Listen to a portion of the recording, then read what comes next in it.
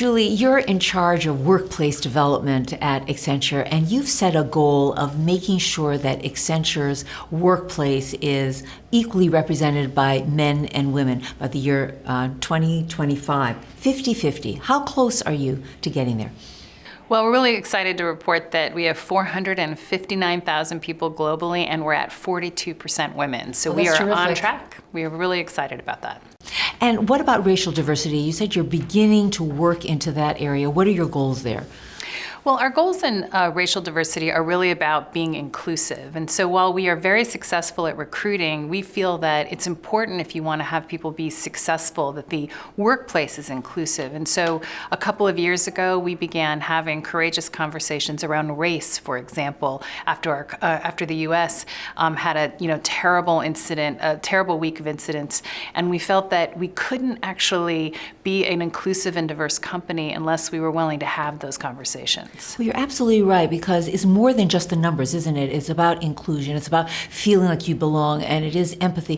What are you learning from what you're doing at Accenture right now on this topic?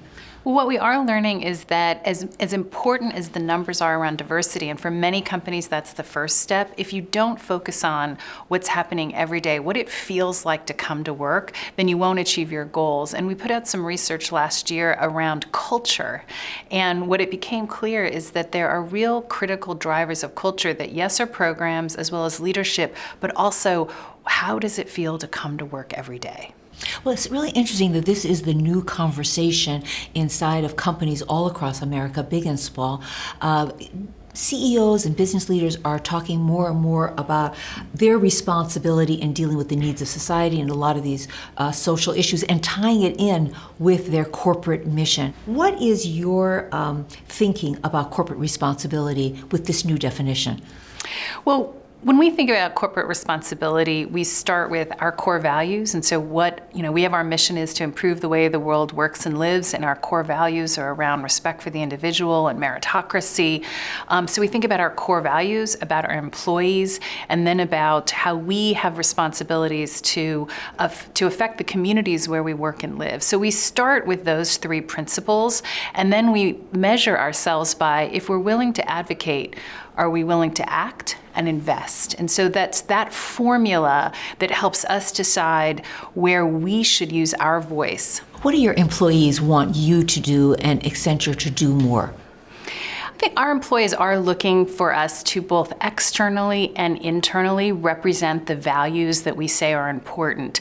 And so when we talk about internally diversity being important, they want to see that we're using that voice externally as well.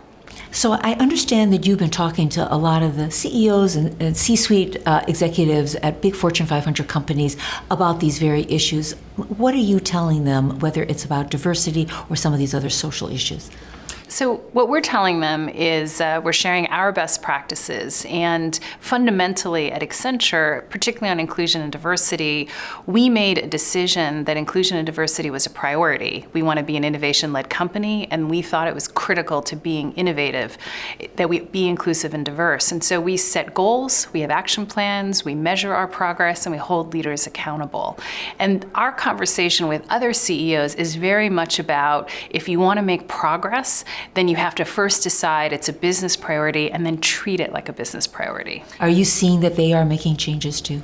Absolutely. I mean, there's two great data points. If you go to the Business Roundtable, the top 200 companies in the country, you'll see on our website, I'm on the board there, a big focus on everything companies at the Business Roundtable are doing around inclusion and diversity. On the other hand, we had the CEO Action for Inclusion and Diversity that was started last year. We were one of the founding members. That has over 300 Fortune 500 companies that signed up to make commitments around inclusion and diversity. So you're seeing external commitment at an all-time high. So how is your job today different than your predecessors at Accenture? I think the job has changed in that there is an expectation that we will take what has long been our internal and our core values and our internal focus, that we will use that experience to help the communities where we work and live. And that's an important value for our employees. And so when we're attracting people to Accenture, it matters to them today that we are a company that sees as part of our mission and part of driving our business, being an advocate in our communities. So are you saying that what the thing that's driving this change is expectations from your employees, maybe expectations from the public? Is it also you getting it from social media?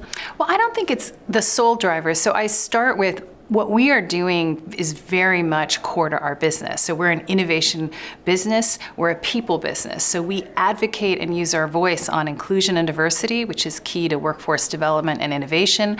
We do it on workforce development because we're a company that needs to skill our people, and we do it on technology-led innovation. And so the areas where we have expertise and are using it in our communities are areas that are core to our being able to serve our clients. You know, a lot of what we're talking about is still very new for many business leaders.